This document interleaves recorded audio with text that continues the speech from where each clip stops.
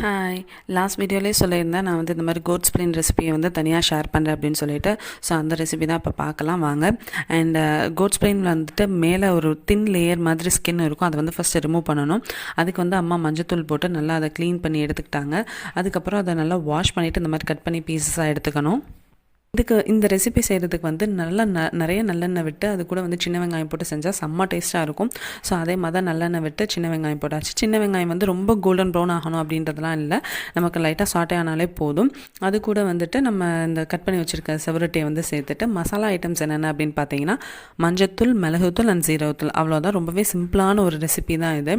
And நிறைய பேர் நிறைய டைப்பில் செய்கிறாங்க. இந்த மாதிரி சுட்டு சாப்பிட்றது, இல்லைனா இஞ்சி பூண்டு பேஸ்ட்டு தக்காளிலாம் போட்டு அந்த மாதிரிலாம் செய்கிறாங்க. ஸோ இது வந்து எங்களோட வே ஆஃப் குக்கிங். மற்றவங்க செய்கிறதுமே நானுமே ட்ரை பண்ணி பார்க்கணுன்னு தான் இருக்கேன். ட்ரை பண்ணி பார்த்துட்டு எப்படி இருக்குன்னு நான் சொல்கிறேன்.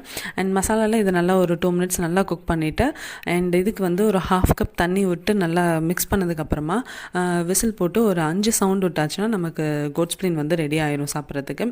இது கூட வந்துட்டு இதை வந்து நம்ம எது கூட சாப்பிட்லாம் அப்படின்னா ரைஸ் கூட சாப்பிட்லாம், இல்லைனா தனியாகவே சாப்பிட்லாம், இல்லைனா தோசை கூட சாப்பிட்லாம். இதெல்லாமே நல்லாயிருக்கும் இது கூட காம்பினேஷனாக.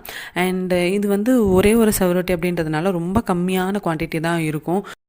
ஸோ லாஸ்ட் டைம் சொன்ன மாதிரி இந்த மாதிரி கம்மியாக இருந்துச்சுனாலே ரைஸ் ஃபுல்லாக அதில் போட்டு அந்த கிரேவியில் மிக்ஸ் பண்ணிவிடுவோம். அந்த மாதிரி சாப்பிட்றப்ப அவ்வளோ டேஸ்ட்டாக இருக்கும். கண்டிப்பாக இந்த மாதிரி சட்டி சாப்பாடு சாப்பிட்ருக்கீங்க அப்படின்னா அவங்களுக்கு கண்டிப்பாக புரியும் இதனோட டேஸ்ட் வந்து எப்படி இருக்கும் அப்படின்னு சொல்லிட்டு.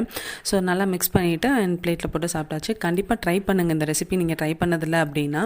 அண்ட் ப்ரெக்னென்ட் லேடிஸ்ன்னு இல்லை, நார்மலாக ஹீமோக்ளோபின் கம்மியாக இருக்கவங்க எல்லாருமே இதை எடுத்துக்கலாம். இதில் நிறைய ஹெல்த் பெனிஃபிட்ஸ் இருக்குதுன்னு சொல்கிறாங்க. ஸோ கண்டிப்பாக சாப்பிடுங்க. அண்ட் மறக்காமல் சேனலை சப்ஸ்கிரைப் பண்ணிக்கோங்க. டாடா.